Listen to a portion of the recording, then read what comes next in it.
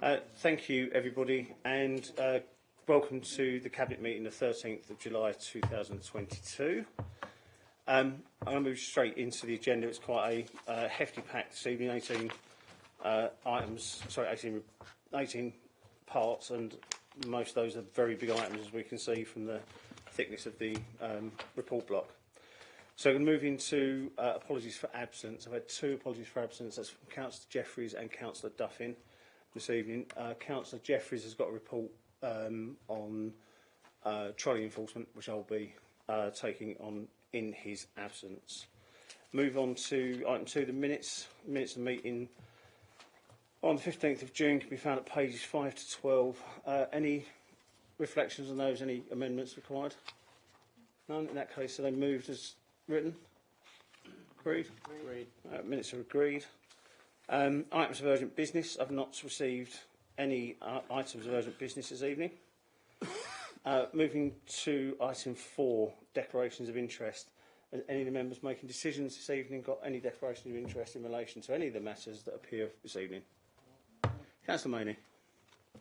Thank you, Leader. I don't have a declaration of interest, but just for clarity, really, and transparency, in relation to the asset review, one of the public houses that is named in the paper, I met with the landlord and landlady at the start earlier this year to discuss specifically the title to the property. I made a number of inquiries on their behalf. I've got no interest in the business, obviously, but I just thought I'd better make that clear.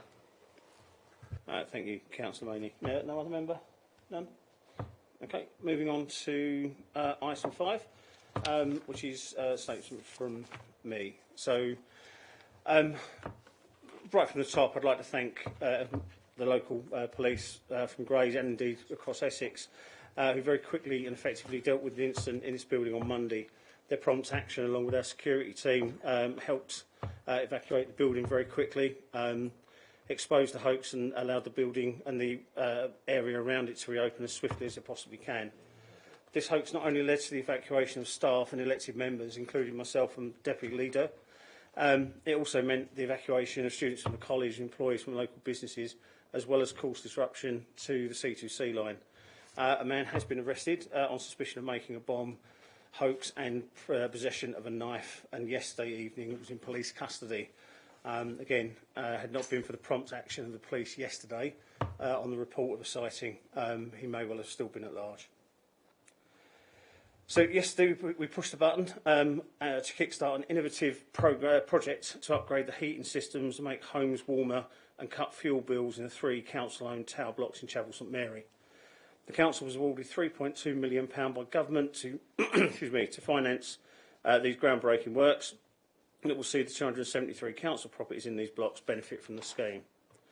The project will dramatically enhance the block's energy efficiency, reduce carbon emissions, and will help to combat mould. I know something that Councillor Spillman is very passionate about, as we all are. Over the life cycle of the installation, the total emissions savings from the heat pumps is projected to be in the region of 7,080 tonnes of CO2.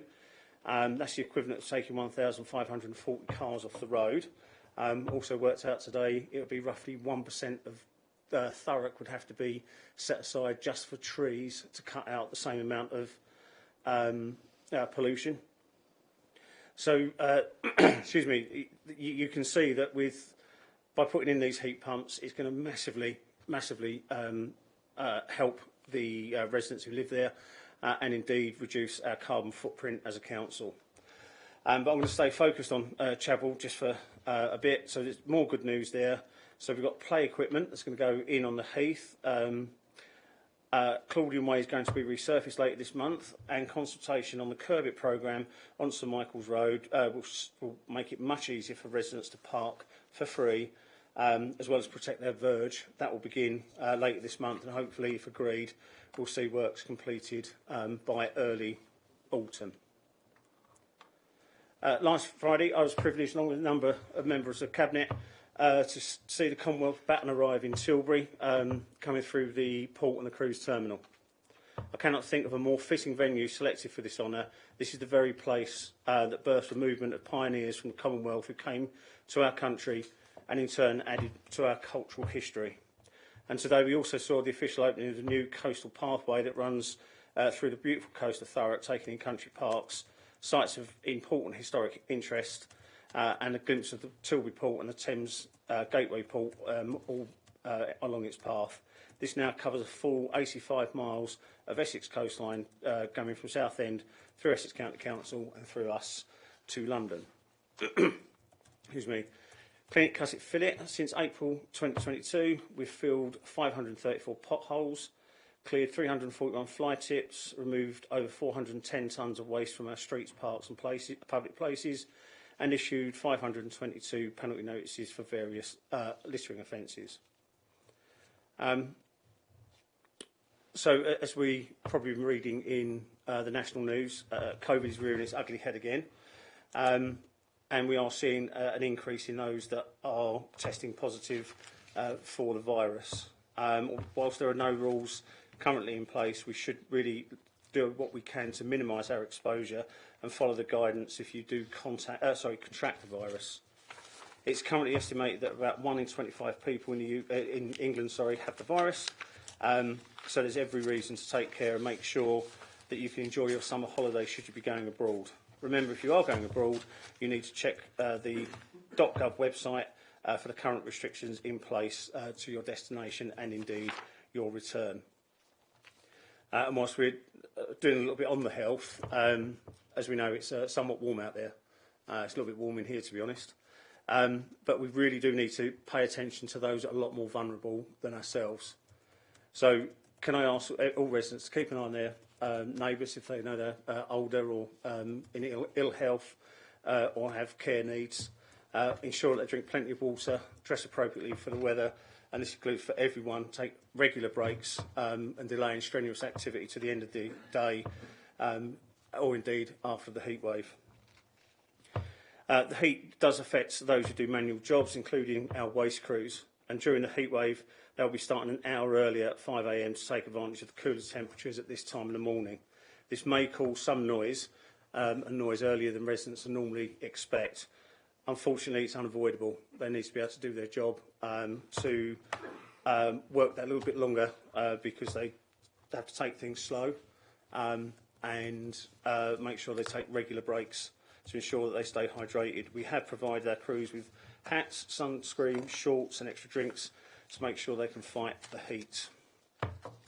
Where we think that the mercury is going to be topping off in the mid-30s next week, anyone who's vulnerable, and anyone who's a neighbour of someone who's vulnerable, certainly on those hotter days, which I believe is Tuesday and Wednesday, please pay extra special attention as there is a government warning out for those days.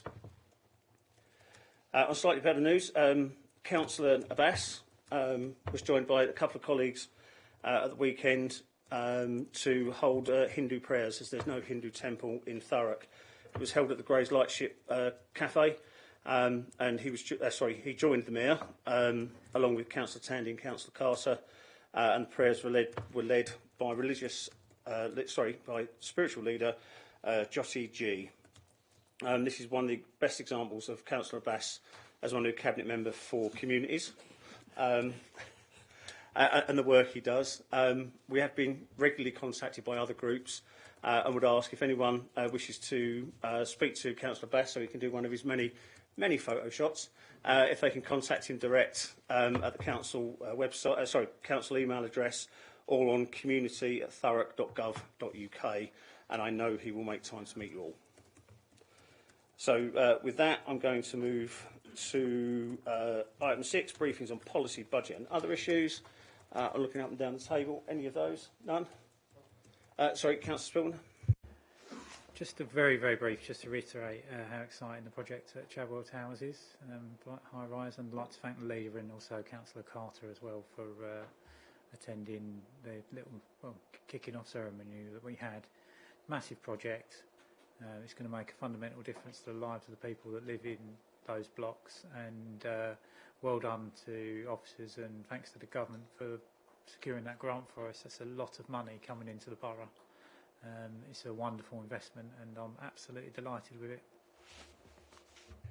Yeah, my understanding is somewhere in the region of about £500 a year they'll save on electricity bills alone, And it's not just the fact that heat pumps going in, there's also legacy work afterwards to try and get some community gardens up and running, so they can use the new space that's created by putting the heat pumps in to much better use than it is at the moment.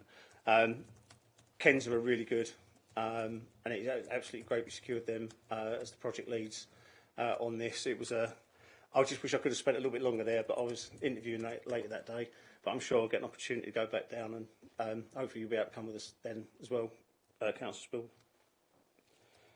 So moving on to item 7, petitions from members of the public. Thank you, Chair. None of them received. Thank you very much, Jenny. Questions from non-executive members? Thank you, Chair. None have been received. Sorry. Thank you. Matters referred to the Cabinet for consideration by an overview and scrutiny committee. I know there are a number of reports that are here this evening that have gone to overview and scrutiny, one last night, I believe one last week. I know that Cabinet members that attend will update from that. I will remind the chairs that they are more than welcome and to attend. It's better sometimes to hear it direct from them when they've looked at one of our possible decisions.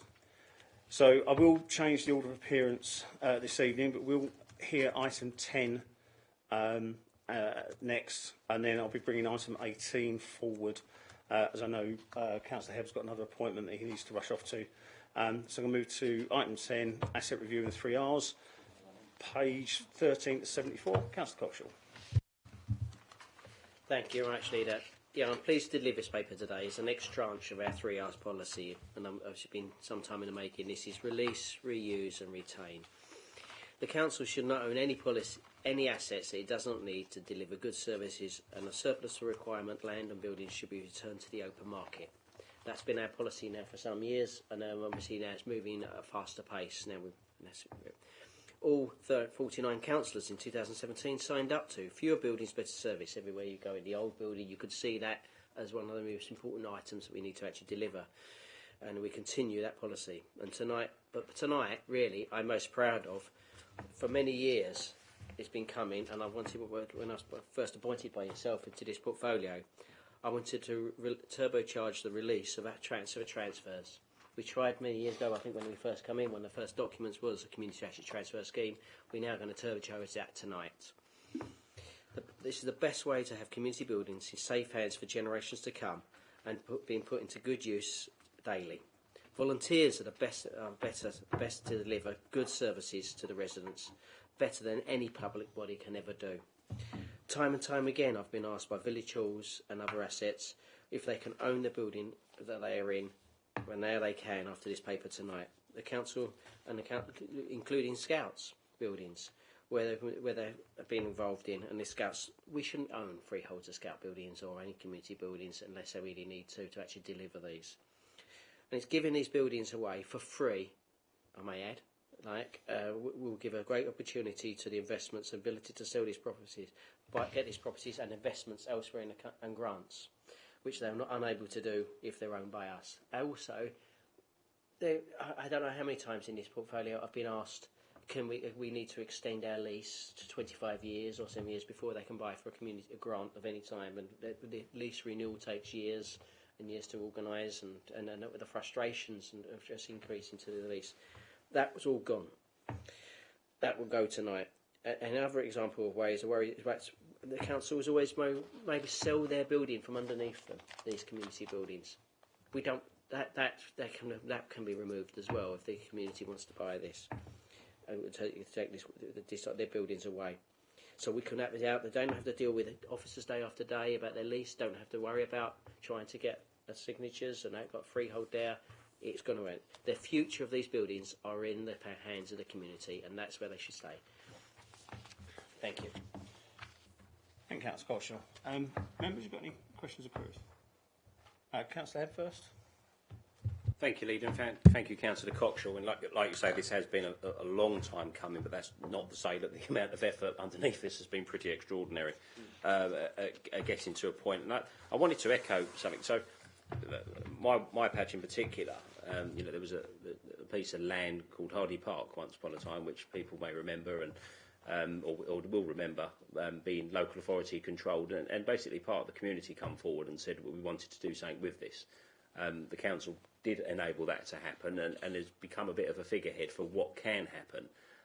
Obviously, it's evolved a lot since then, but it just shows that the community probably knows much better than we do as a council on creating a community sort of a piece of infrastructure that the community can congeal to, go to, for all sorts of well-being reasons. The one thing that's always it's so 1980s, isn't it? I mean, literally, we've got a report in front of us with a load of pubs. Thurrock Council, a public body, owns a load of public houses. It's just insane. It's crazy. And I'm appreciative of Councillor Cotshaw today confirming that the billet one, for example, is only the building itself and not any of the wider footprint or the club behind it. I am appreciative of that. But yes, long overdue. Local authorities should not be in the habit of maintaining and owning pubs. This isn't a conversation 2022. It was the same for years ago, and I'm appreciative of you for pushing forward for that. Moving on to the other appendix around the Scouts or the Scout halls, I was particularly warmed by some of the conversation last night. There was a bit of a narrative, I think, trying to be sort of spun in terms of the council were trying to obfuscate or put assets onto community groups, and they'd have no mechanism or willingness to sort of take those on. And actually, what we heard from the assets team and from some members that contributed that, actually they're more excited by the opportunity, because I think you said about they can go for funding that they can't presently do. There's conflicts of interest at the minute because of the lease and everything else like that. It's murky, and what this does is it allows them to prosper in their own way, obviously with us at an arm's distance supporting them. So, if it's good enough for them, then I'm sure it's good enough for everybody. And just sort of looking at some of the other stuff, so around like the children's centres, there's one in Stanford Hope. It's no hidden secret that building has sat there pretty idle, doing very little for a long period of time. It's a big footprint. None of us are quite clear on what it might be. But I suppose my question is that if we determine this as a release site, Councillor Cockshaw, what is the plan for it? Is it something that the sort of community can sort of put forward ideas to, or what's your thoughts on that? Yeah, there's a prime example. There's quite a few there. No, what this is open and transparent of these assets here that are no longer the council no longer needs. It includes the community buildings. My suggestion is that they can be handed over to the tenants, which is in 3Rs. It says when we release something, we must talk to the tenant or the neighbours first. That's the idea, and that would be no different. So the tenant of that building, community building, is exactly right.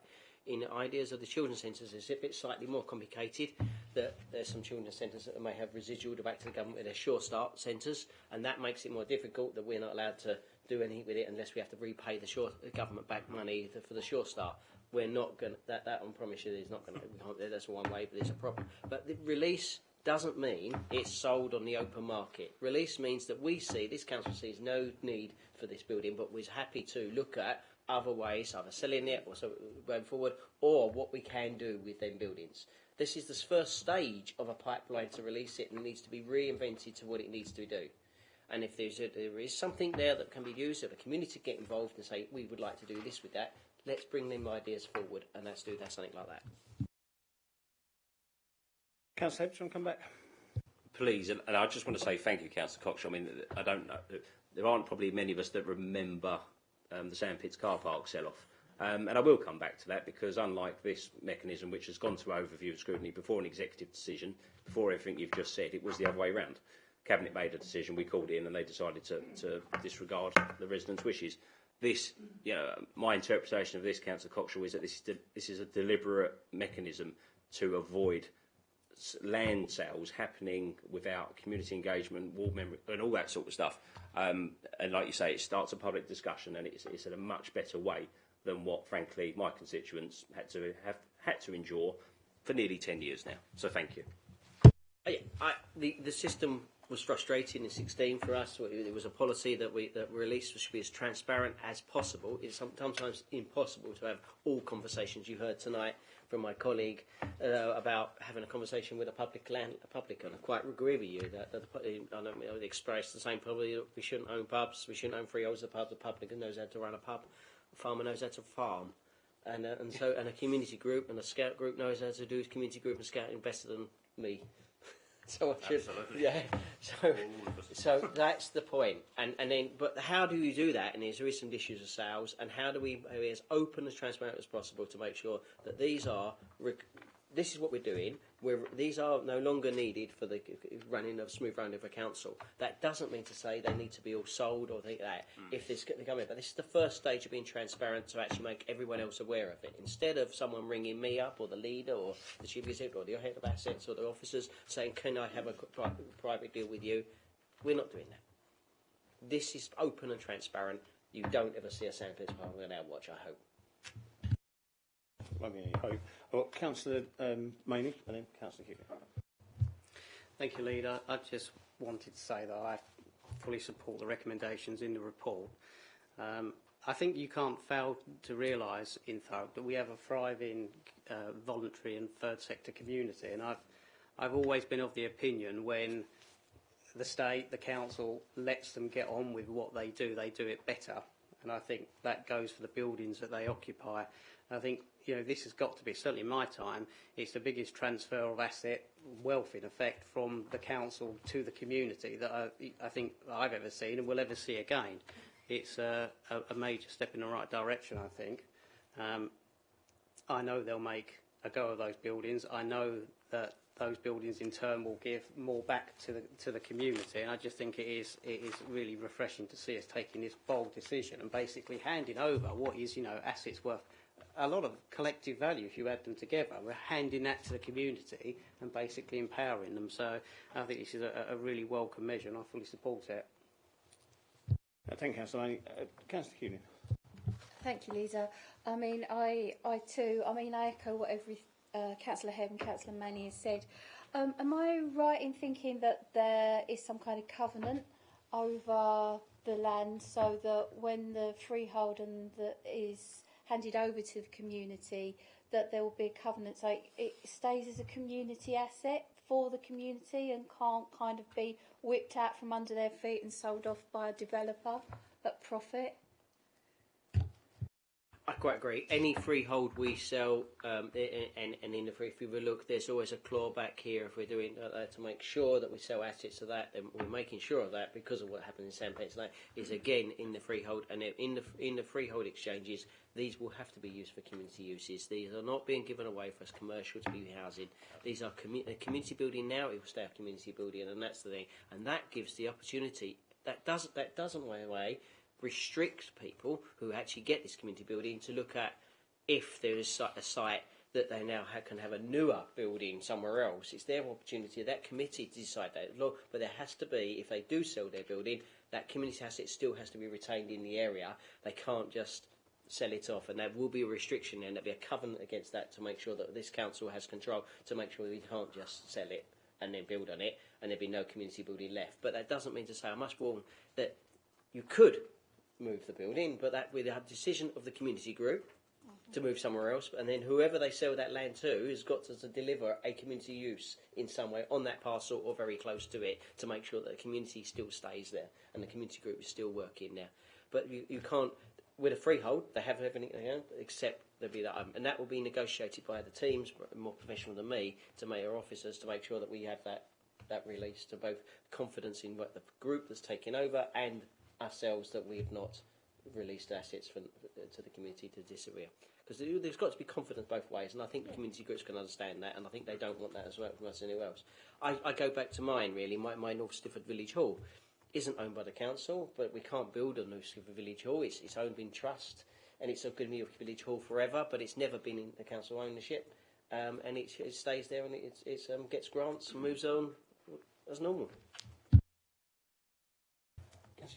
Yeah, I just think that it's absolutely the right way to do it and the right thing to do, because you want to be able to protect both sides in this and always be able to maintain that community asset, which is great. Thank you. Councillor Bass.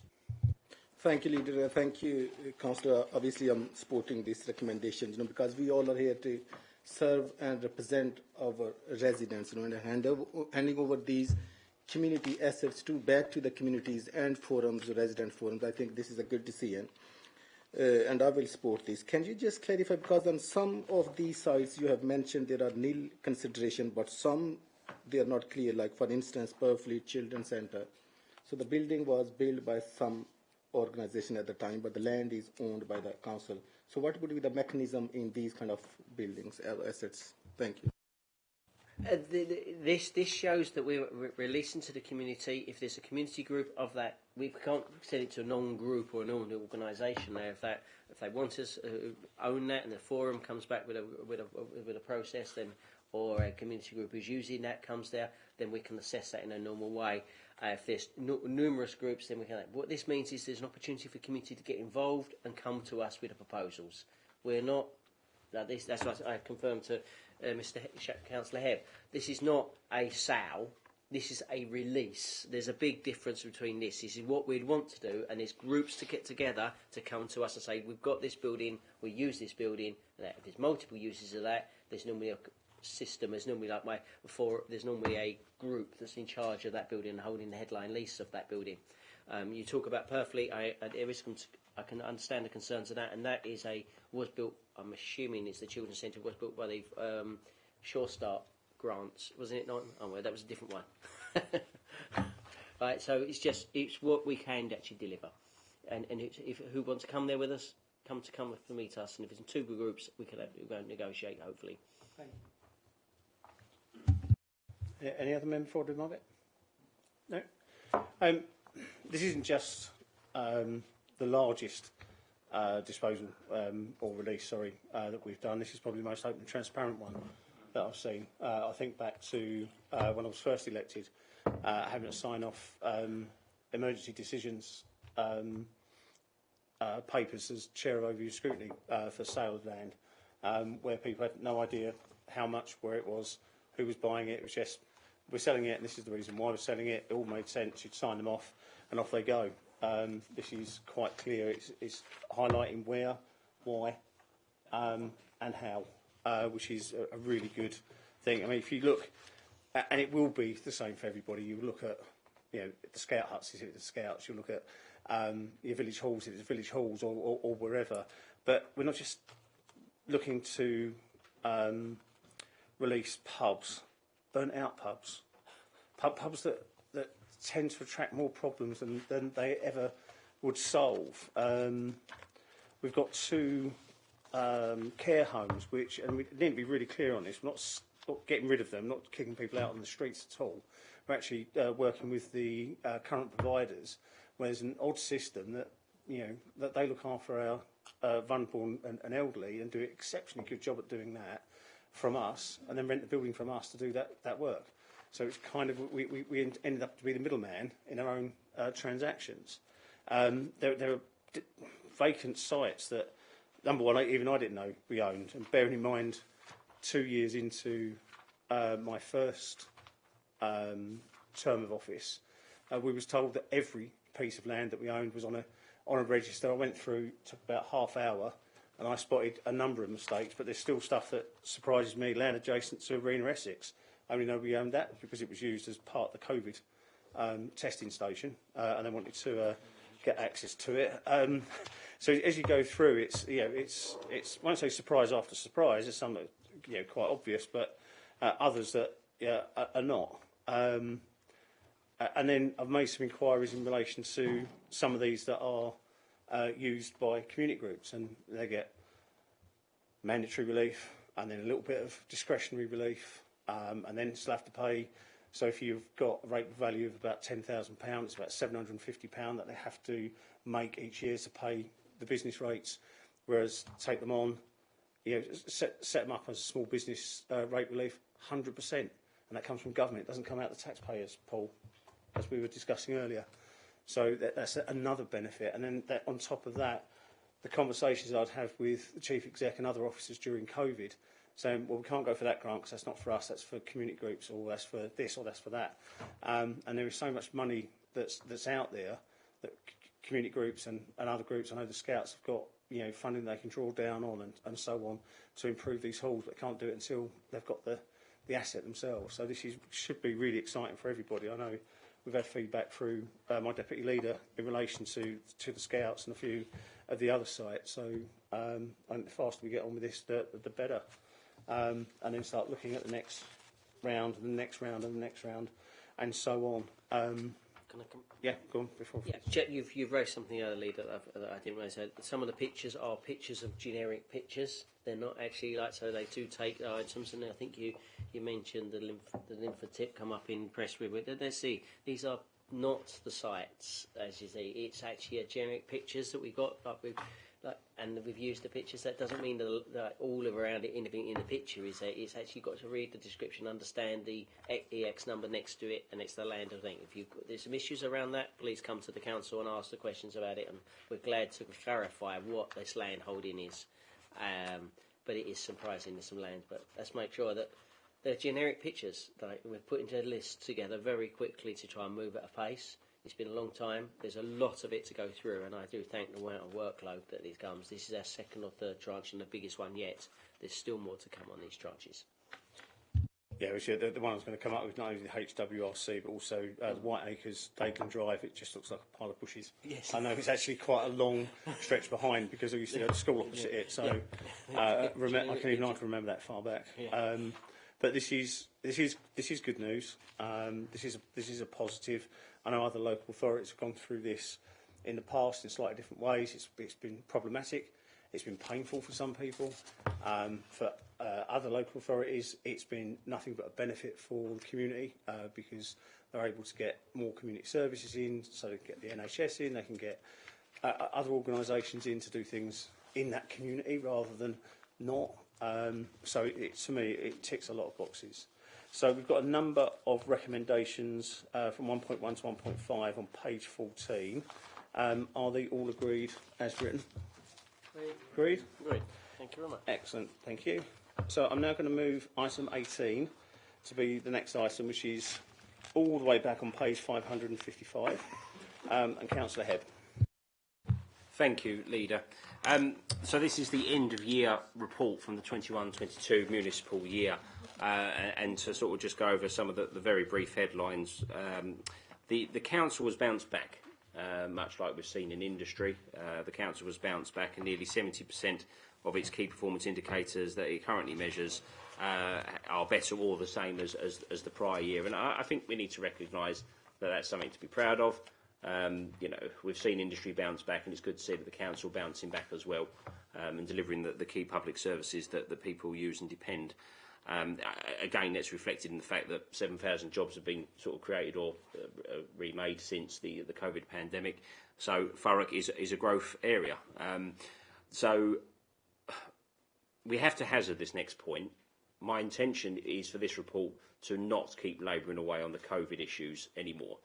I've kind of want to draw a line underneath it, and again, I do hazard it. You do see some of the stats coming through and the mood music, in different circles. So I do hazard that. However, it is very much anticipated that COVID will not be used as a default sort of answer to certain indicators and stuff as we move forward. And I think we need to be clear on that for the obvious reasons. In terms of the growth I refer to, the picture, the future landscape, the destiny of this borough has changed insurmountably just in the last few years.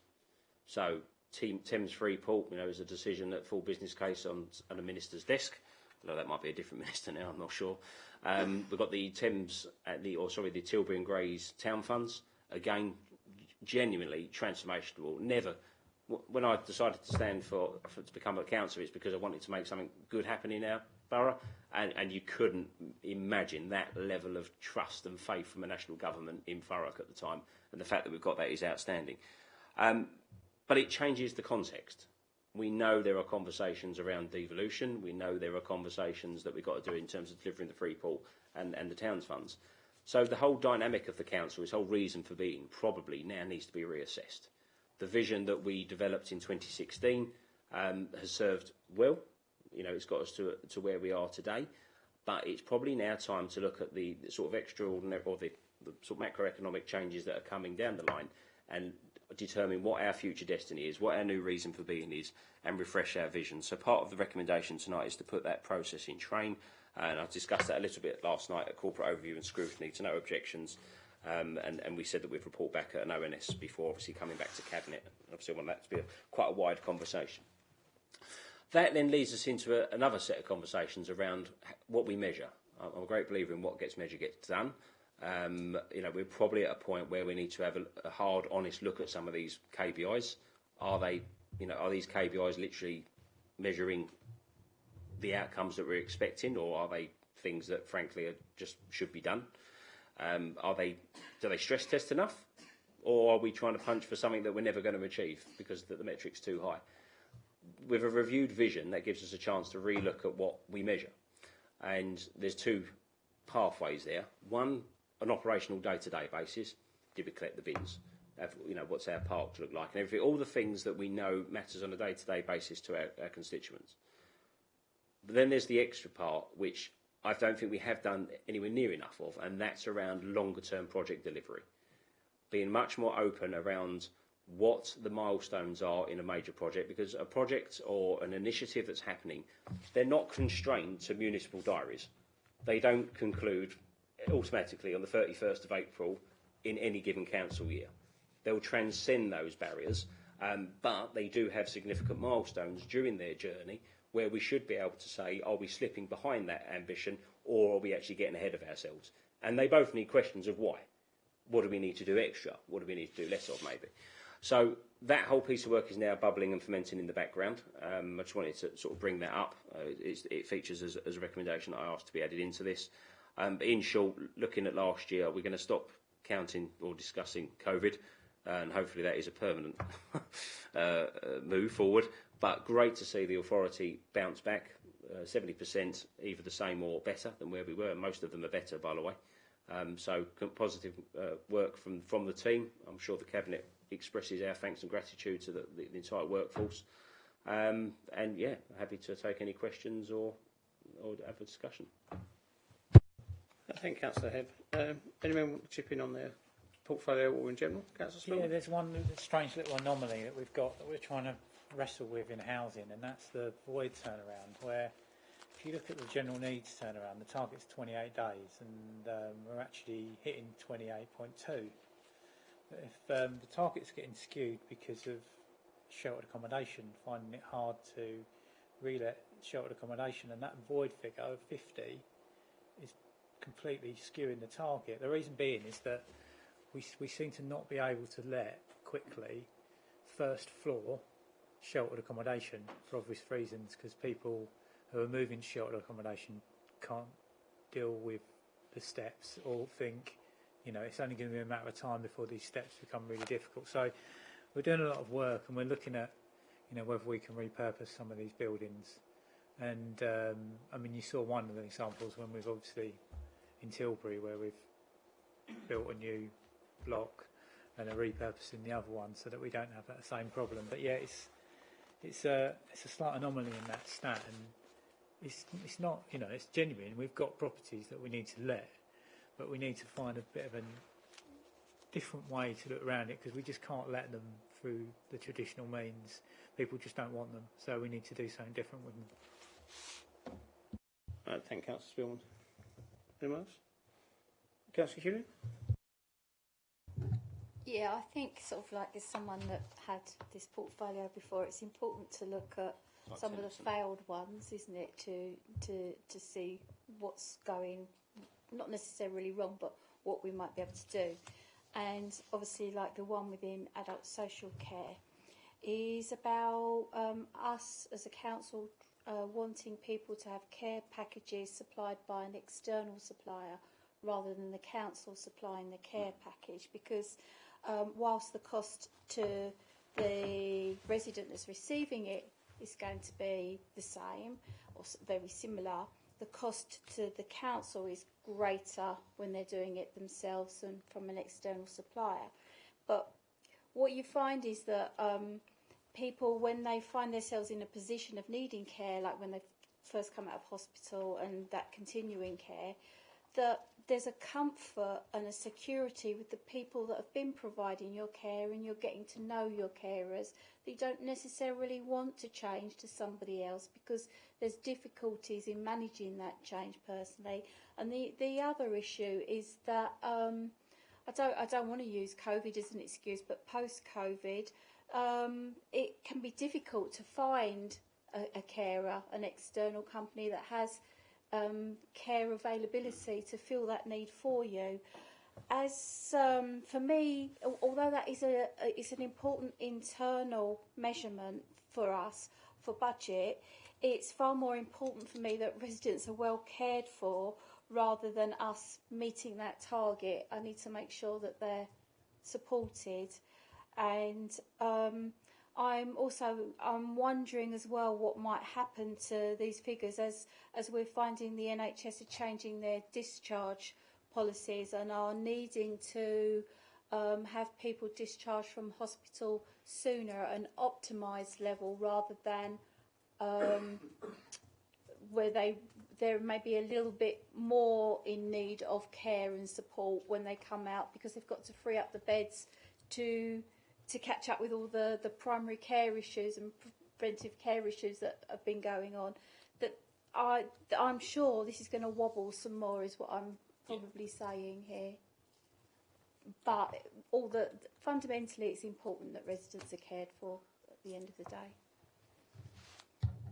Thank you, Councillor Hewlin. So on a couple of those, and I'll come back to other points. So, Councillor Spielman, the relet figures were a pain, I will say, a constant pain for 2 years whilst I held the portfolio for a number of reasons. So I feel your pain on that one, and I feel officers' pain on it too, especially where there are places that people just don't want to go. And it's just, it goes week after week after week, the same one. There are also some of the newer properties people are a little bit hesitant to go in because they see it's more than they would be paying elsewhere. And they always wonder, am I going to be able to afford it, and so on. But of course, if they do fall on hard times, or that they get to the point where they retire on a state pension maybe, that is covered by the local housing allowance anyway, so they fall within that area, so they really shouldn't worry as much. But yeah, I do feel the pain on that one. And I think we need to be really clear and open with the hospital discharge changes. It's nothing to do with us, that's to do with the NHS. It's us and the taxpayers of Thurrock have to pick up that slack, which is, considering, I know everyone says the NHS doesn't get enough, but it does get an awful lot more money than local government.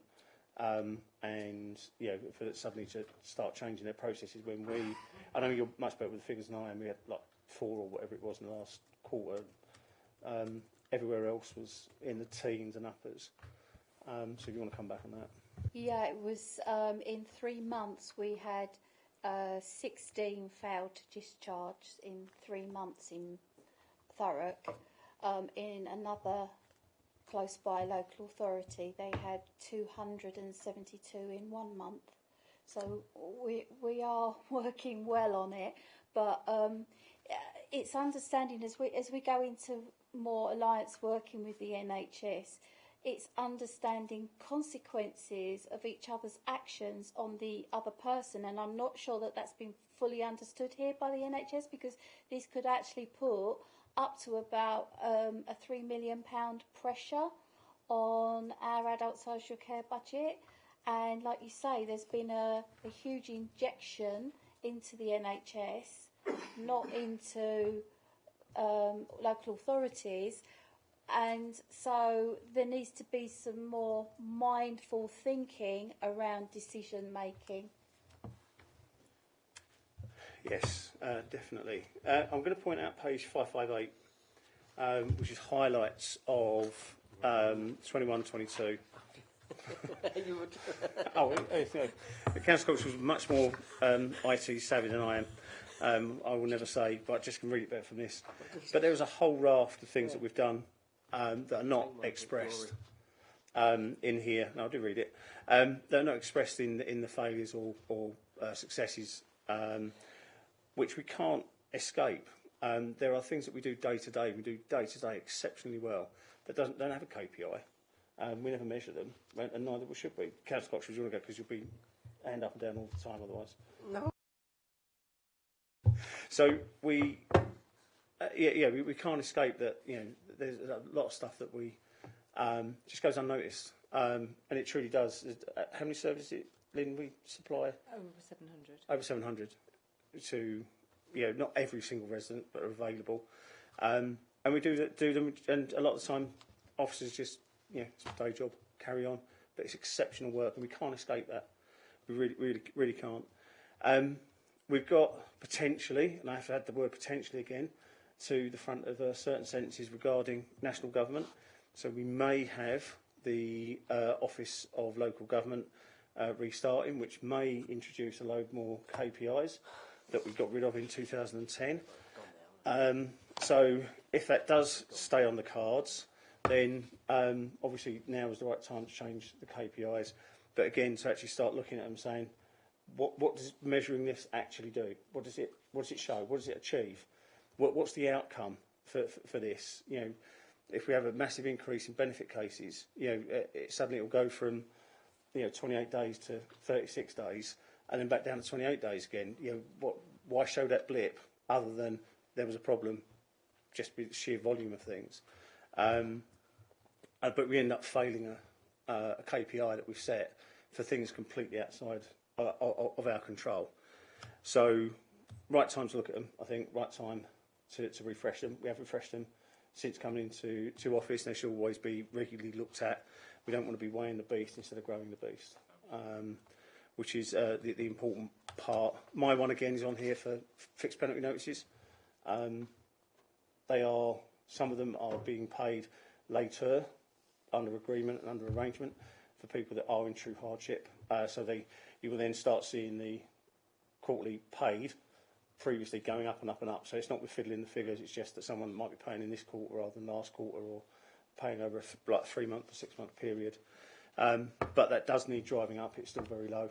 And of course people are still objecting to these, and we are taking them on court en masse, and quite often get that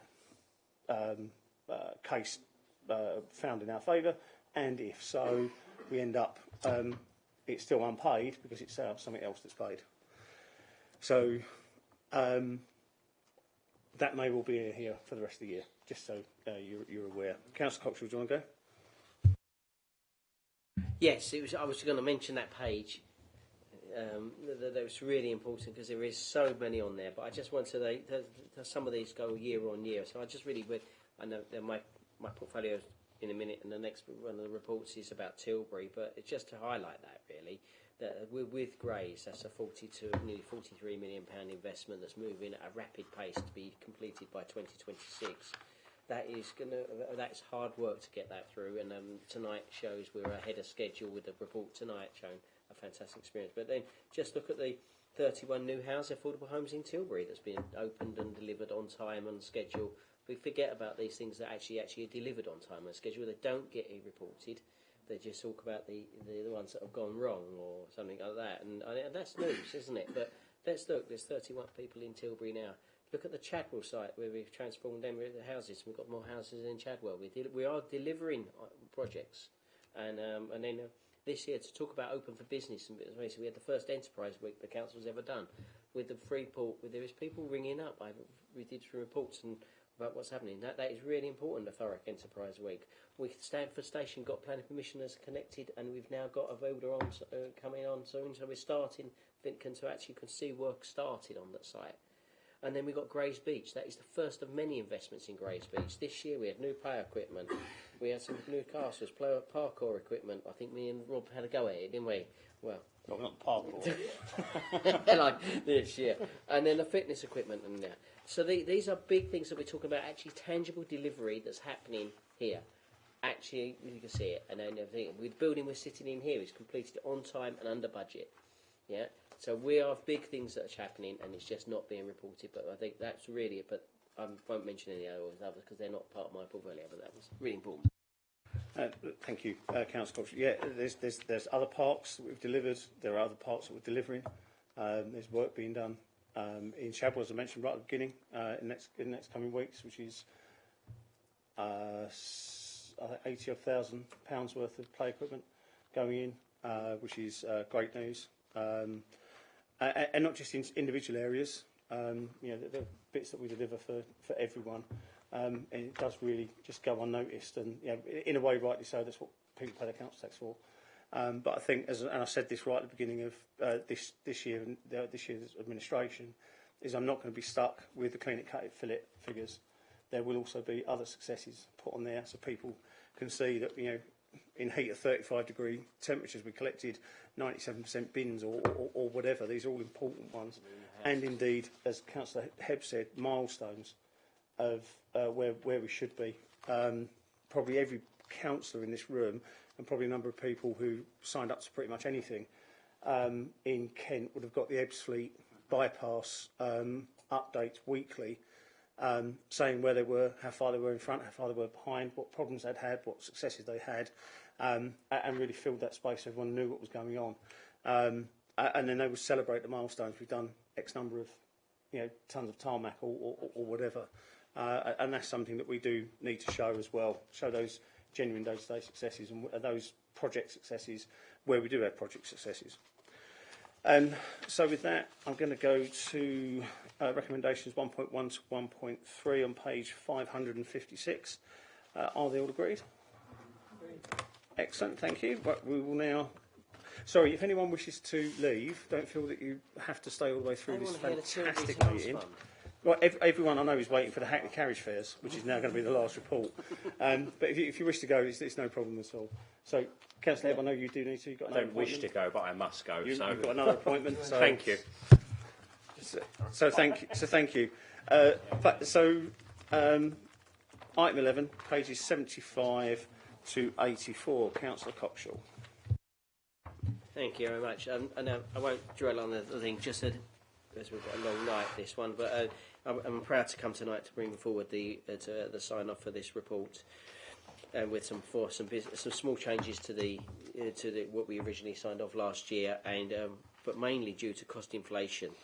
And we all have that in our day-to-day lives now, that does projects. But I'm very proud of the hard work that's been done by the board and the officers and everyone involved and the private sector to actually get this. And actually, I think this is delivering exactly what the Thames Towns Board wanted and is delivered. But it's just reconfigured it. But we're still actually delivering everything on the heart and the heritage and the hub as what we was envisaged in the original, but just transforming it and actually thinking. And I'm very proud this has come here earlier than anyone else, on time, hitting milestones, and we one of the big iconic items is obviously the on-side facilities, which every child I meet in Tilbury and Chadwell and across the borough is so looking forward to it. And if you've been to one and visit one, I recommend you should and ask to go there if you have concerns. It's going to be transformational to our children, and Tilbury will become the heart of our youth offering in the borough. It will be fantastic for him to be proud of. On top of that, and I think everyone a £15 million nearly investment into the heart of Civic Square, and it's really important that Civic Square will be transformed with the IMC's £20 million and new medical facilities there. It'll be transformed. The Civic Square will be a place to live and work and play in Tilbury. With the Freeport, the heritage is brilliant. We was down there last week, and the heritage was. Well, there is a long history of heritage that we're going to be there with the jetty coming forward, with the £4 million on top of that's able to be delivered now for the heritage funding bit, which is coming on top of that. So you've got to remember there's nearly £10 million of investment from the heritage company and our investment, and then the Tilbury Board investment. That's an enormous money onto that jetty area. Understanding there'll be a place to go to enjoy heritage of the borough.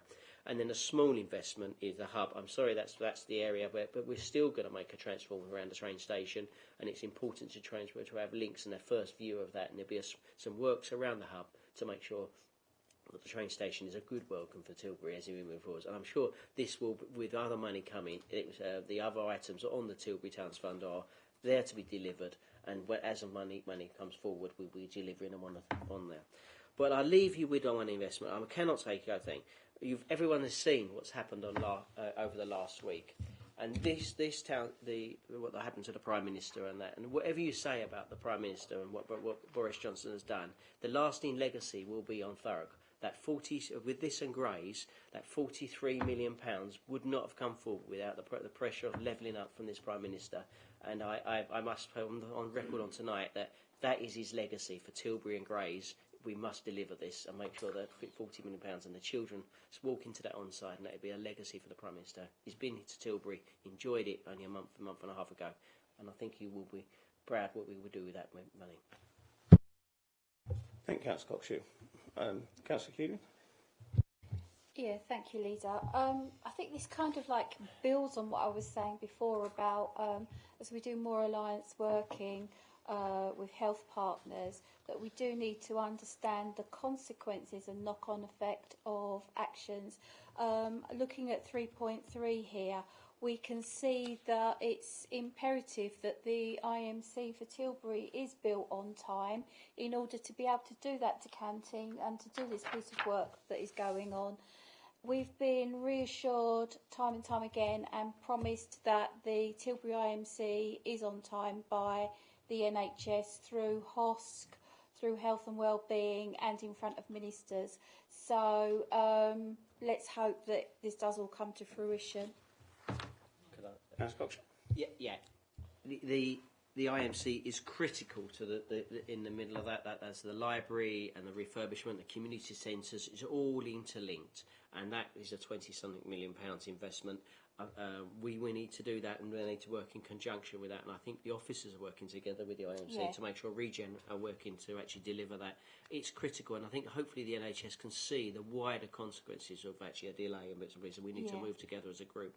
This is what the community doesn't see. Public bodies different, and we shouldn't be. We want to deliver these and deliver that massive change to the heart of the community. And I think it is an important to have the health centre, the library, the community centre, the adult education and the youth facilities all in the same area, all within a few paces to each other. That is a massive transformation. The shame is that the IMC has not moved forward, and some residents from Purfleet here today, but the IMC for Purfleet is now way ahead of Tilbury and a long way ahead, and we should move now. Tilbury should move at a pace now to come up with Ireland. And the Purfleet has had lots of issues, but I know I'm glad the IMC there is moving at a pace. Thank you, Councillor Cockshill. Any other member? No. You did mention the Prime Minister. We do need to be really clear. It will not be Tilbury Sulamere. If they're good and they're lucky, they could end up with Tilbury on Thames. It's certainly something that our colleagues from Purfleet on Thames are proud of. And even though it's been admitted a couple of times this evening, I do apologise. But it's, this is transformational for Tilbury. I'm a former Tilbury resident myself. Some of these, would have been very welcome back then. They're certainly welcome now. It's not all focused in the town or at the station. It's right across the whole of the Tilbury footprint. It is, the heart of the ports, but there is so much more to Tilbury and the people that live there. And I think this will be absolutely great. And to hear it was 4 weeks in before time, this report. This report goes to, if we approve tonight, it goes to the Tilbury Board for sign and sign off, and we have plenty of time. I think we've got until the end of August to get that, so we're well at the end of time. It's fantastic, and I must congratulate the hard work, and there's been officer changes there, but it's been amazing that we've actually delivering this on time early and within the budget for. Yeah, I say that on time and that early and on budget is always pleasing to my ears. It's now for the next part of hard work to happen. That's actually deliver them on time and to the expectations of the residents of not only Tilbury but the whole of Thurrock. So with that, I'm going to move the recommendations at 1.1 to 1.3 on page 76. Are all those agreed? Agreed. Excellent.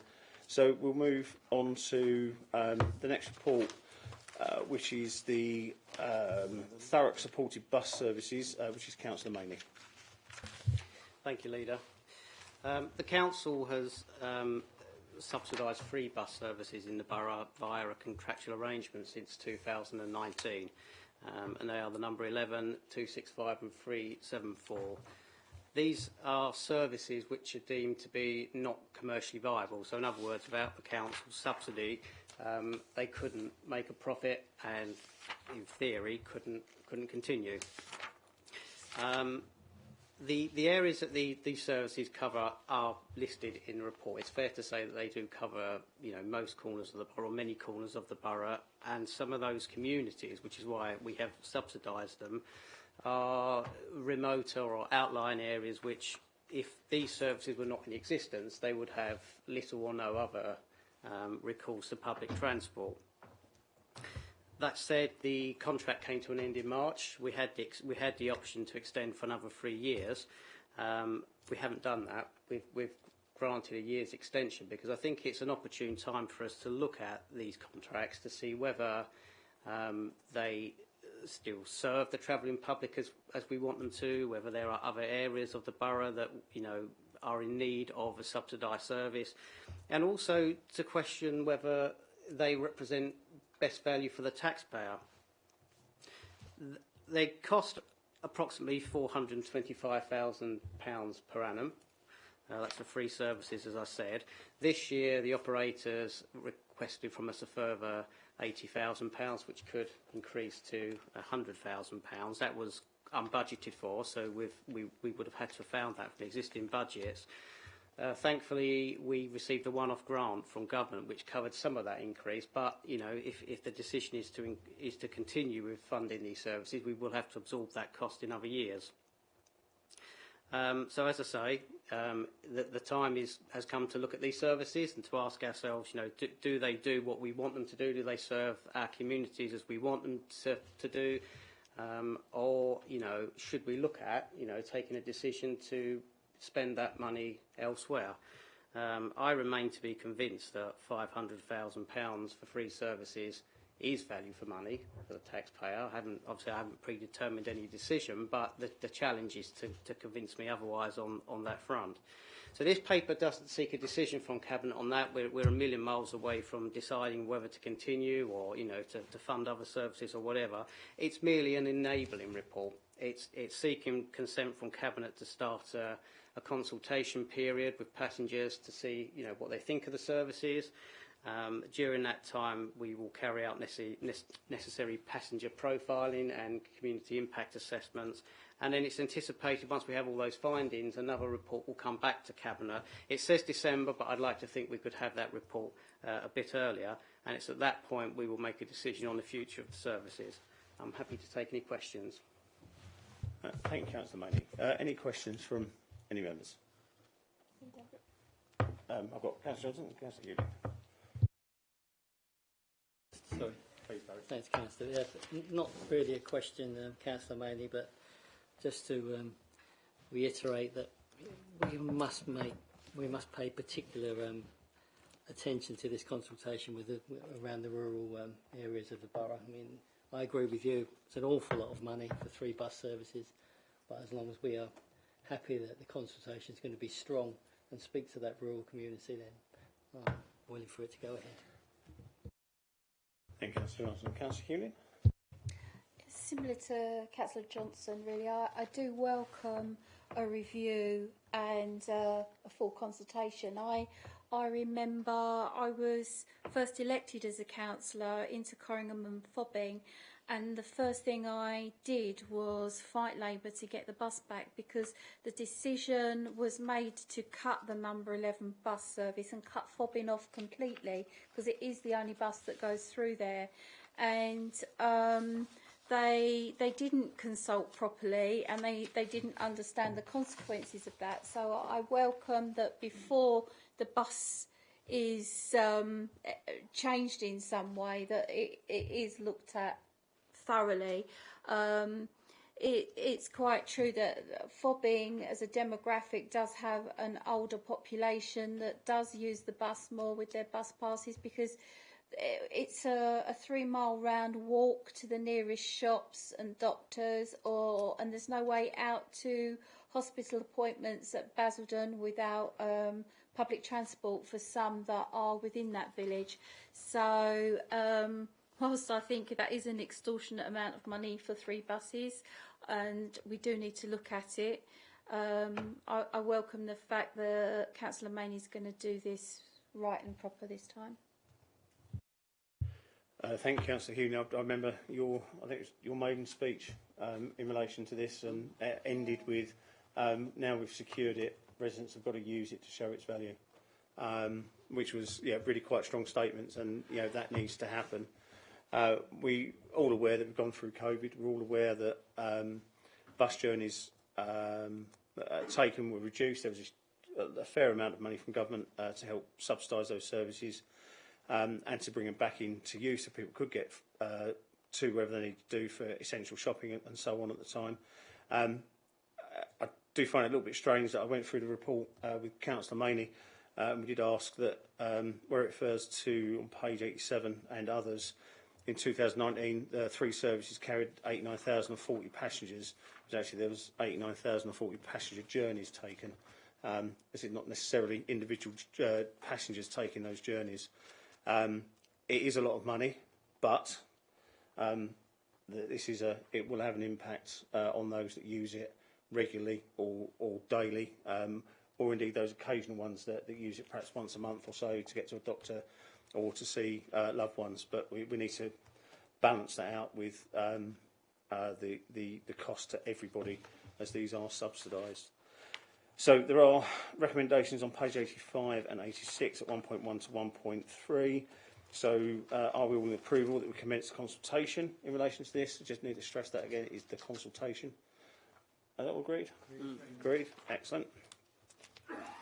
Thank you. Moving on to item 13, page 95 to 102, which would have been Councillor Jeffries, but he's not here this evening, so he's given me a briefing on it. The report is basically to introduce the ability to recover the cost of recovering abandoned shopping trolleys across the borough.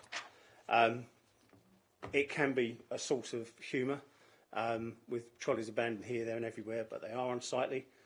They are supposed to be there for residents to do shopping at the shops, not as a free trolley service to get back home and then dump them in housing estates or just generally in the streets.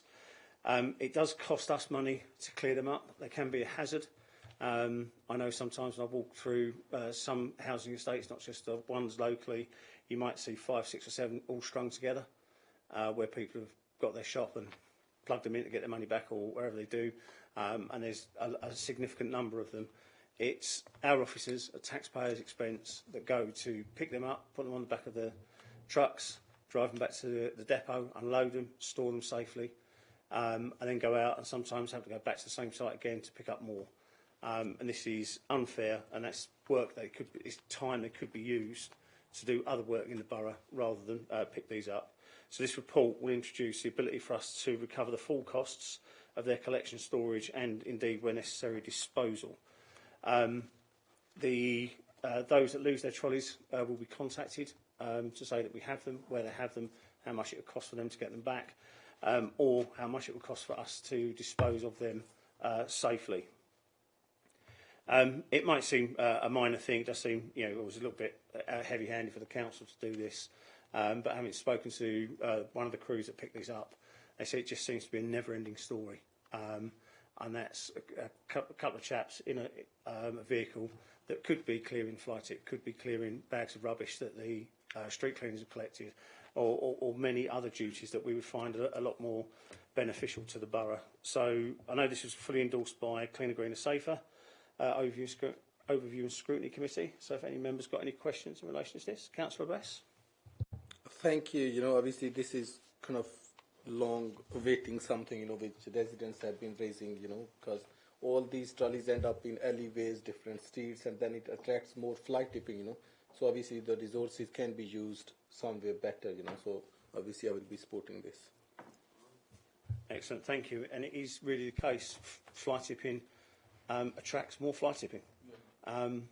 I was speaking to officers on a completely different matter yesterday or the day before yesterday in relation to back alleyways, and the way that they get used is actually after your successful clear up in Purfleet on Thames.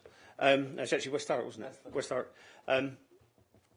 And how I think it's Manchester have now people within the streets have come together and have kind of adopted their own back alleyways, and they're used for barbecues, they're used for play dates, they're used for all sorts of things. It's quite a wide back alleyway, I'll be brutally honest with you, but it stops fly tipping, antisocial behaviour, drug dealing, smashed bottles, kids not having anywhere to play. So the benefits are really good, and it is a bit of an urban legend stroke comedy sketch that wherever these fly tips are, invariably there's a shopping trolley involved.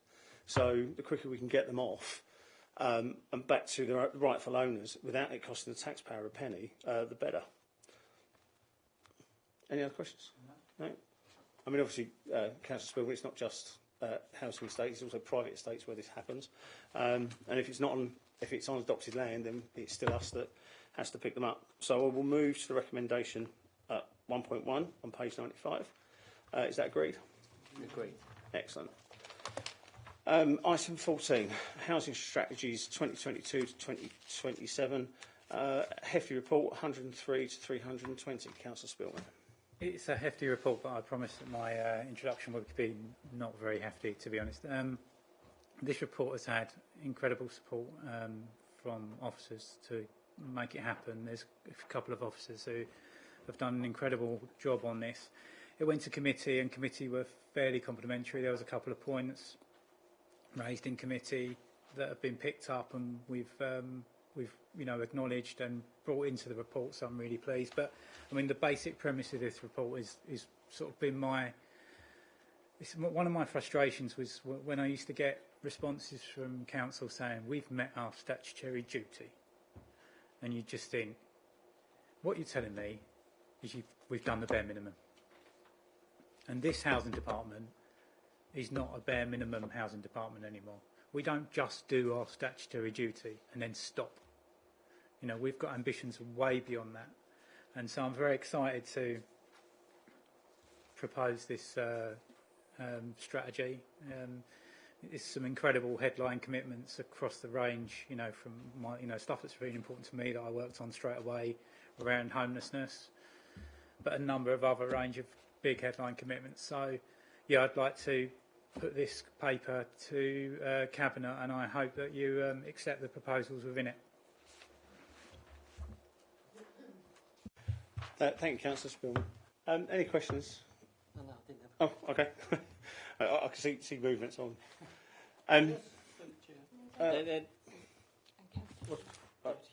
Councillor Cooley, sorry, Mark keeps on. He dodges when you move your arm. Yeah, we're just like waving. I'm not quite sure where to put my hand for you to see in a straight line. I just wanted to say that I welcome this report. It's I love how it's collaborative with Better Care Together, the health and wellbeing strategy. It's really, you can see that officers are starting to understand and work together to solve issues holistically, because it's not just about a house, it's about a way of living, it's about your health as well and your community that you're in. I like how it refers to reducing the number of doors that people have to knock on to get care and referral through the system. That's something that we're working hard on through adult social care as well.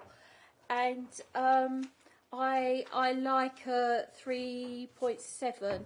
Residents will be supported at home and in their local area through connected services, neighbourhoods, localities and communities to achieve their vision of a good life. Because a home is vital to a good life and a healthy life, but it does have to be the right type of home in the right place. Thank you, Councillor Ewing. Councillor Spillman? Yeah, I mean, it's a real frustration, isn't it, when, I mean, you knock on a door and they've, a contractor knocks on a door and, or, an officer, and they've waited months for this appointment or weeks for this appointment, and you go in there, and this is where the integration with health is so important. and you go in there and you discover, you know, a safeguarding concern where they need some extra support, and you go, oh yeah, I can help you. I'll put you on the waiting list, and then have to wait months again. And it's those complicated situations where you've got complex needs, where you need to address all those things together, not like one professional turn up and go, oh yeah, I've identified one need, I'll put you on the waiting list for the next professional. That professional turns up and goes, oh, I've seen you've got a care need as well, I'll put you on the waiting list for that one 12 months later. It's not good enough. And that's why I'm really pleased to be working with Ian Wake, who is just, no one understands integrated systems and the benefits that they're going to bring this council more than Ian Wake. So that's an absolute pleasure to be working with Ian, because it gives that crossover. I mean, I remember being quite wicked to in a previous administration to a social worker and a housing officer, and when I met them in a room once and said, oh, by the way, this is social care, this is housing, you've probably not met each other before.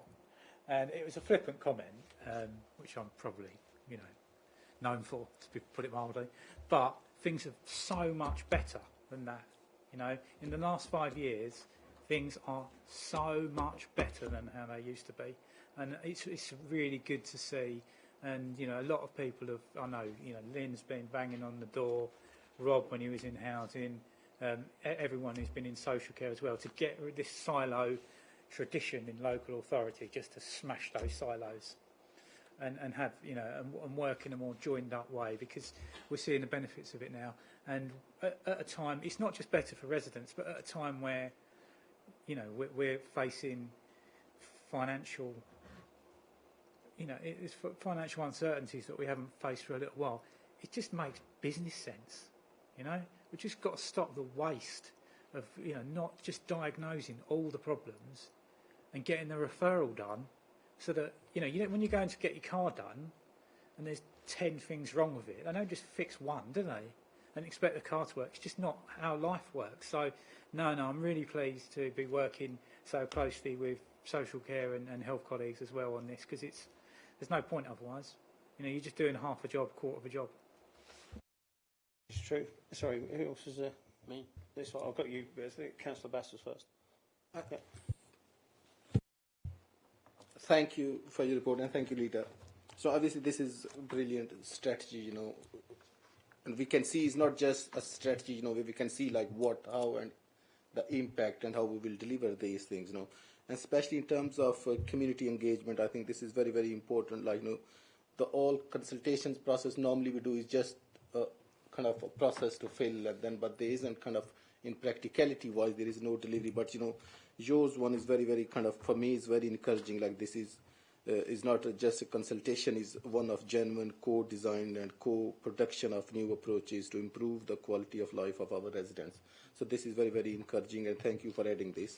I just have some slight concerns on, like, you know, obviously we have strategy, and then in terms of delivery of the strategy, like, you know, we have seen a long delay on per fleet regeneration, and then in terms of affordability, you know.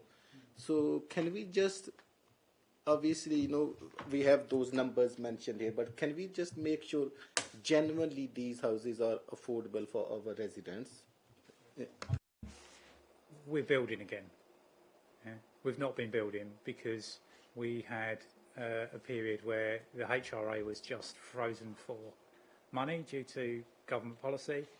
That environment has changed. Yeah? We are building again. And so then we can finally fill that need that's been missing for so long. So I thank you for your comments, Councillor Abbas, and like, just any input that you've got, just, you know, my door's always open, you know, just because it's, I mean, obviously you've got specific issues in Purfleet, so please come to see me, and we'll work something out.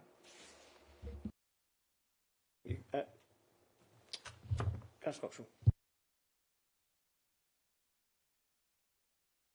On the health and well-being, has been mentioned, it's been sent a part of this, but it's actually quite not good that you read this strategy and it reads a narrative, And it is a narrative right the way through. And I think answering, I picked out the housing the housing crisis. And if we don't tackle that, now there's going to be some tough decisions around that in the next few years. Where there is a crisis, is when I was buying a house or renting a house, you could afford it, and it was to actually buy a house, and it's become impossible in Thurrock.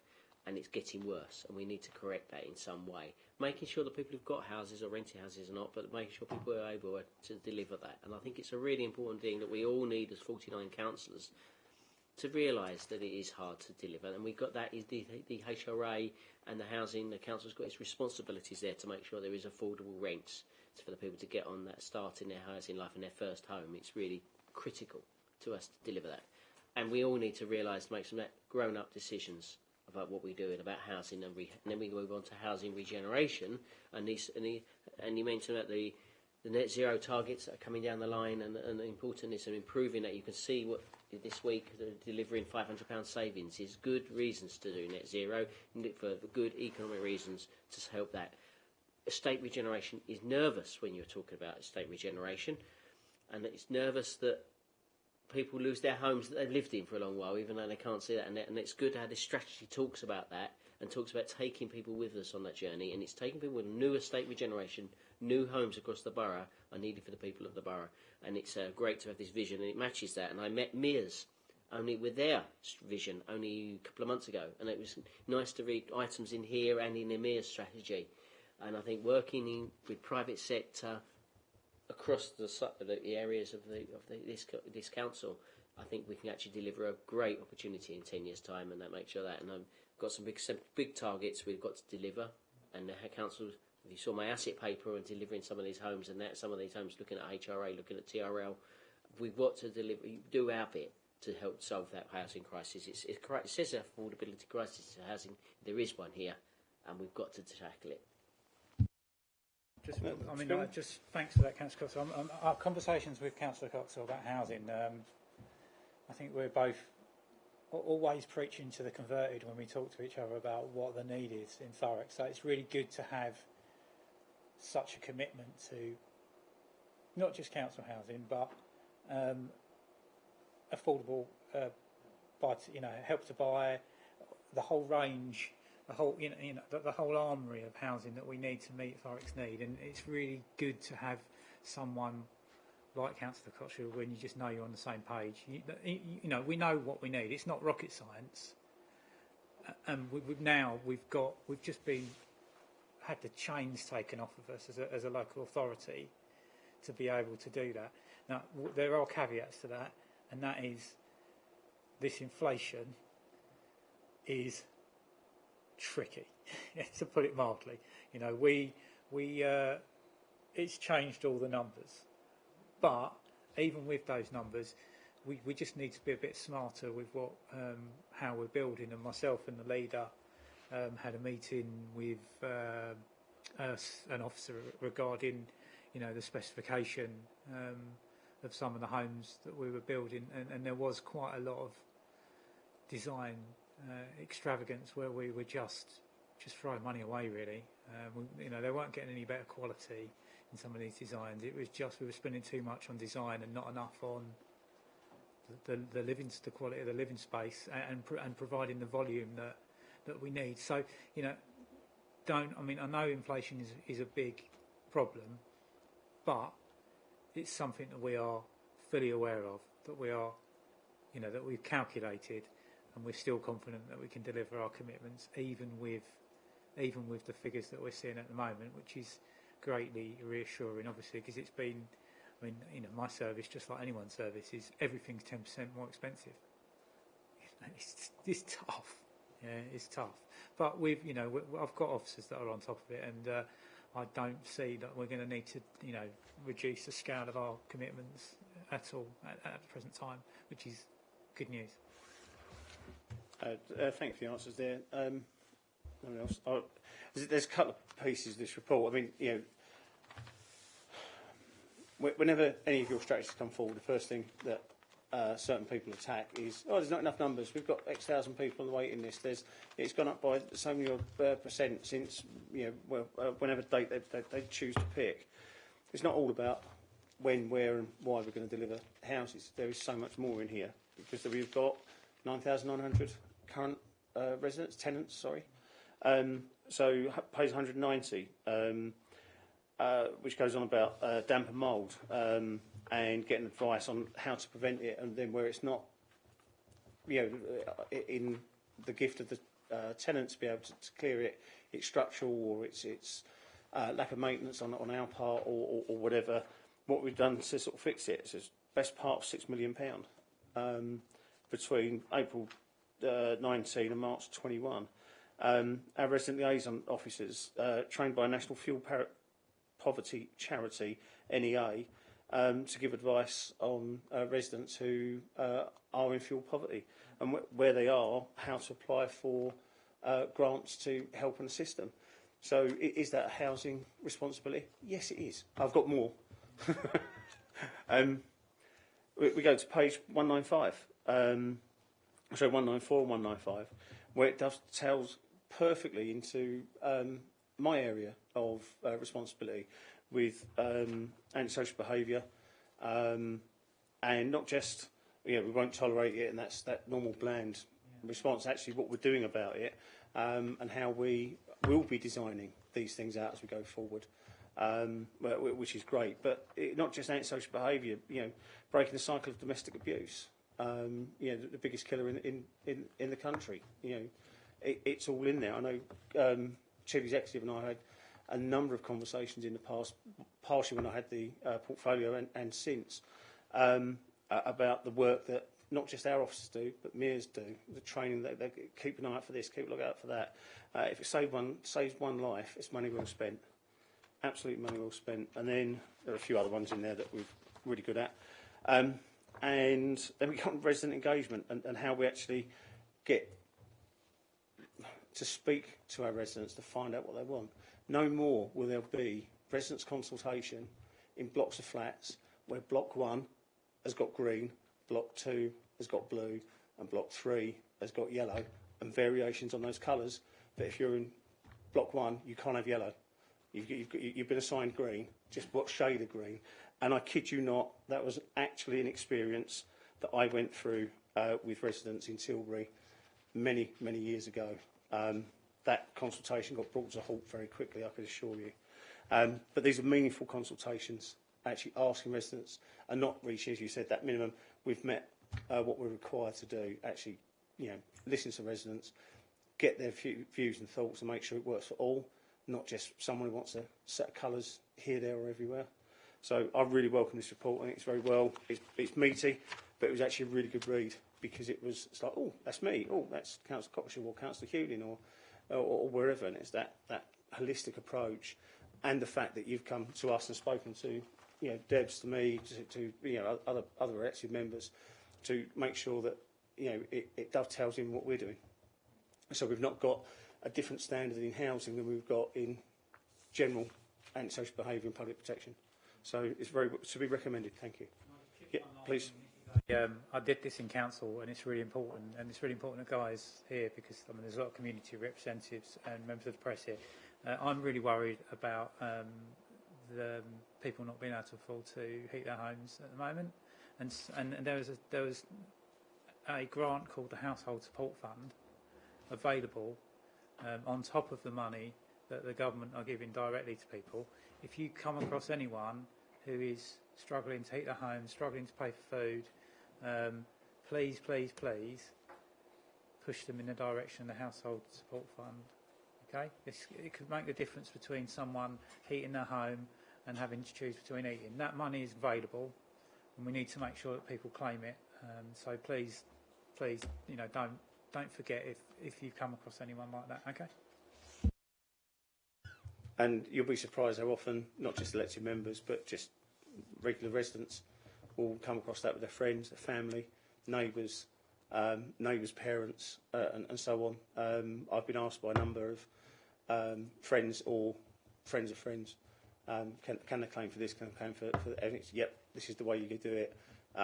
If you can't do it online, and there will be a lot of people that fall into this, it will be, not digitally savvy, we can send people round, we can deal with that sounds like a threat. We can send people around to assist and help, and make sure they can get as much money as possible to make sure, as you say, they're heating their homes, they're heating them properly, they're staying safe, they're not getting sick, they're not becoming shifting a strain elsewhere on public finances, and they can live as well as they possibly can.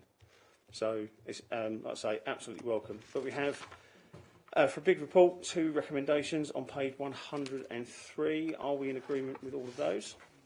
Great. Excellent.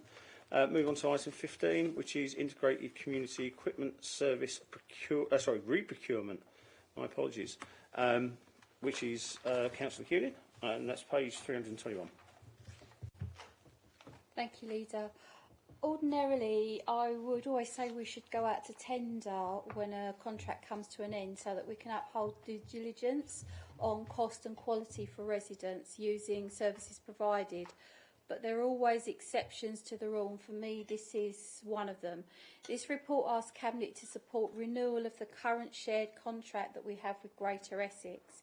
This is because it's for providing and servicing of what is often highly specialised equipment used by our most vulnerable residents to support their care and living arrangements. It could be anything from a lifting hoist to be able to get out of bed and into the shower, to highly specialised feeding and breathing aids. It's a niche market with only 3 main suppliers. It's not the sort of contract that we could do better ourselves in-house, setting up a warehouse to carry stock of equipment, expertise to install and service it, emergency replacement service, as this equipment is vital for some people to live in. We can't risk endangering our residents. So the service and sharing of this contract is working well, and we currently contribute $662,000 for our share of a contract worth $12 million over its life cycle, giving us and residents peace of mind that their vital equipment will be ready available to them. If we tried to bring such a highly specialised service in-house, it would be far more costly and much longer lead times for residents, which in my book is not acceptable, and I would strongly support recommendations at page 321. Thank you, Councillor Hewlin. Any questions in relation to this one? No. I am with you on this, Councillor Hewlin. We should look at reprocurement and so on whenever contract comes up for renewal, but sometimes it's not so much not worth the effort. We're getting the right results. We're getting this fast foot for residents. It means they can come back to their homes in certain circumstances from hospitals, so they're released from the NHS, it frees up a bed. It ticks just all the right boxes. So I'm 100% with you on this. This is that exception to the rule. So thanks for pointing that out. Recommendations 1.1 and 1.2 on pages 321. Are they all agreed? Agreed. Excellent. Moving on to the Adult Integrated Care Strategy. Again, Councillor Hewlin. Thank you, Leader. I think Councillor Spillman and I are in competition for the heftiest reports today, but actually written by the same director and his team, Ian Wake, and I think you can see that across both reports. And I think we're really lucky to have Ian, who was the Director of Public Health, also now taking on adult social care, and I think housing together with adult social care is the right way to go.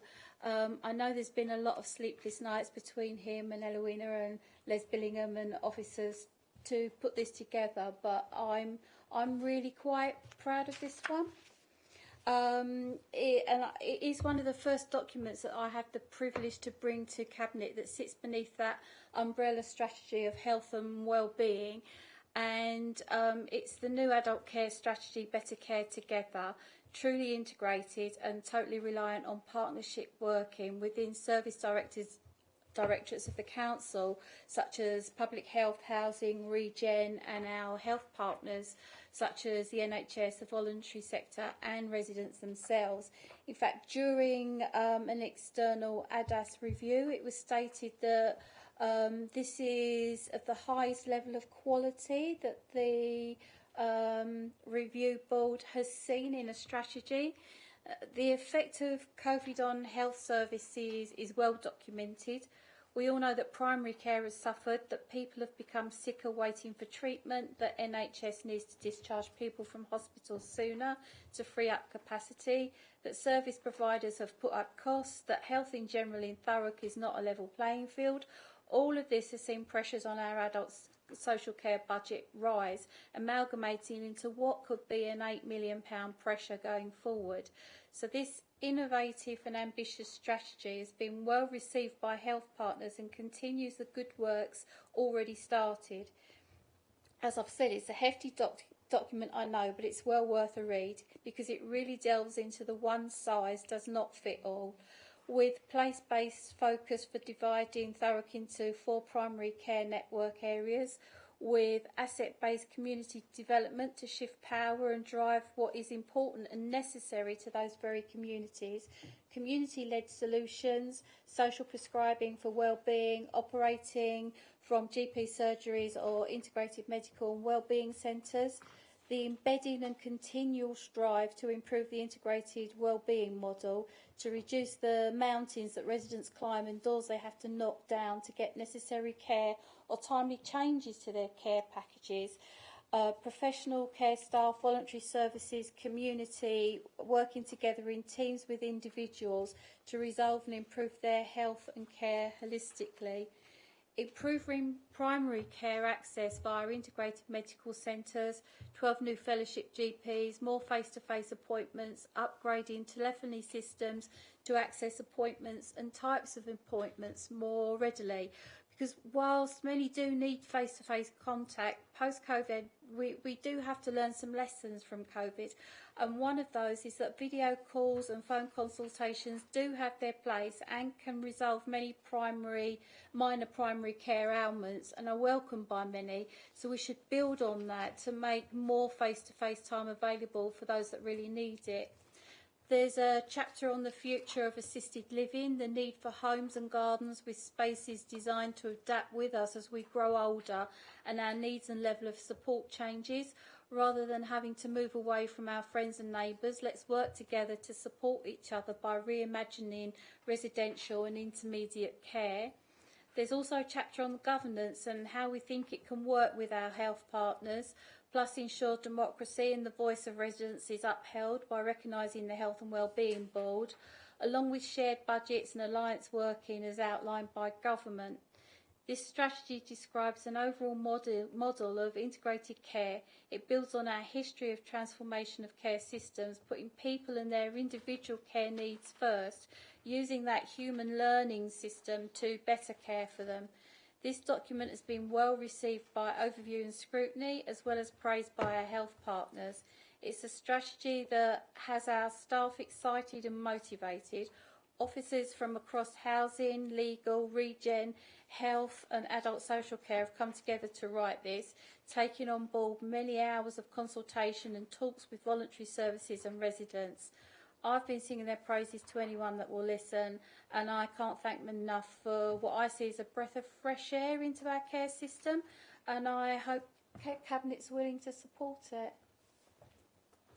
Thank you, Councillor Union. Any questions in relation to this one? Yeah, Councillor Johnson. Not a question, Councillor, but just to say wholeheartedly support this report. The strategy that's behind it, and I must say as well, combined with our 3 hours asset report earlier today, I think I'd call them both community builders. They're building community that works for the community. And I wholeheartedly support it. Thank you, Councillor Johnson. Come back on that one. No. Yeah, I totally agree. I think what we're doing is we're showing that we do believe in enabling communities and empowering communities. It is the way forward, and it's what communities and we want. So let's start working together more, and not just talk the talk, but walk the walk. Thank you, Councillor. It's very important. Councillor Bass. Thank you, for this strategy. Very important, and it's not just strategy. Is we can say what the action plans are, and it's very kind of, transparent, and we can see what we will achieve from this. Just one point at 498 regarding integrated medical centres. Obviously, it does say 4 medical centres, and there is a time frame delivery time frame for this. Fourth one is not mentioned in this. I think maybe it's a typo mistake or we just missed the fourth one. That's on page 498. So the Corringham, Grace, Tilbury are mentioned, but the fourth one, which is Tilbury, is not even mentioned in this.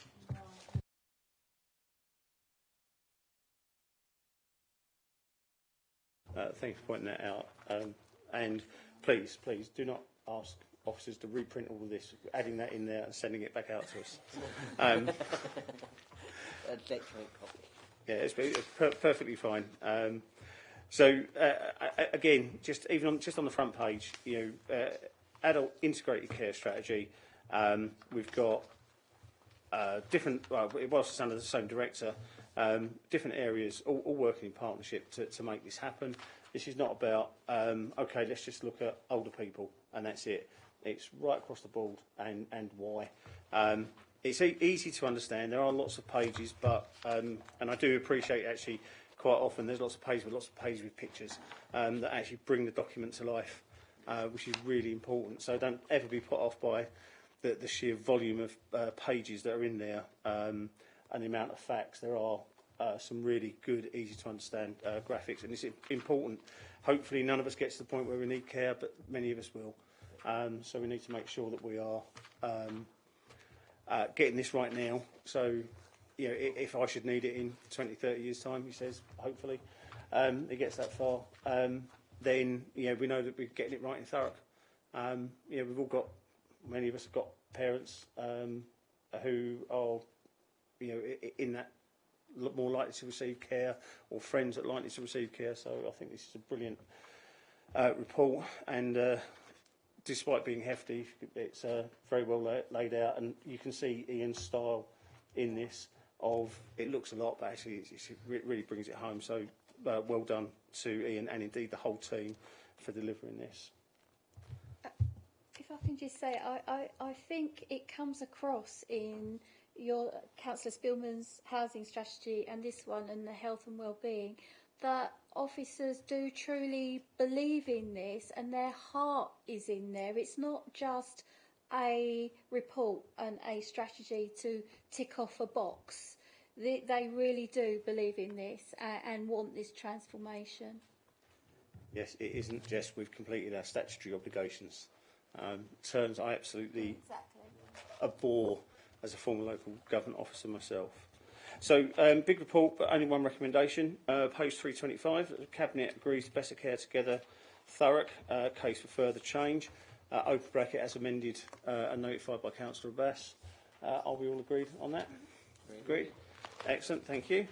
And to the final report tonight, I'm sure the reason everybody stayed, is the Hackney carriage fares. So you'll see from the report that the Hackney carriage vehicles haven't had their rates adjusted since 2012. So we're talking a good 10 years. Just for clarity, Hackney carriages are those that are able to pick you up from the street by you waving your hand at them with a light that they have on there saying for hire. Working with the Hackney carriage drivers, they've obviously seen fuel increases, all costs increase, and there are two ways to put things up. You can either raise the price or decrease the distance that you can travel before the next click on the fare applies. That's mainly what's happened here. There are some increases, but on the whole, it's mainly the distance travelled that's been reduced. It's just the way the machines that calculate your fare works. It does appear you start looking at some of these tariff increases. So page 551, you've got the existing fares, and when you go down to the table below, we're not talking double or anything like that. We are just talking about moderate increases for those that use taxis. Hackney carriages. I have to get that right. So with that, are there any questions in relation to this report? None at all. Really glad that my officers write a really interesting report and get it over in one. As I say, I was actually part of the committee that increased their the charges in 2012. So I actually thought it wasn't that long ago. So it was quite a shock when officers confirmed it was definitely the last time was 10 years ago. With that, I'm going to move that the recommendations at 1.1 on page 547. Is that agreed? Agreed. Excellent. Thank you all, and thank you to members of the public for staying through a very long cabinet. I think it's one of the longest we've done in a couple of years now. So with that, I'm going to call the meeting to an end at 20:44.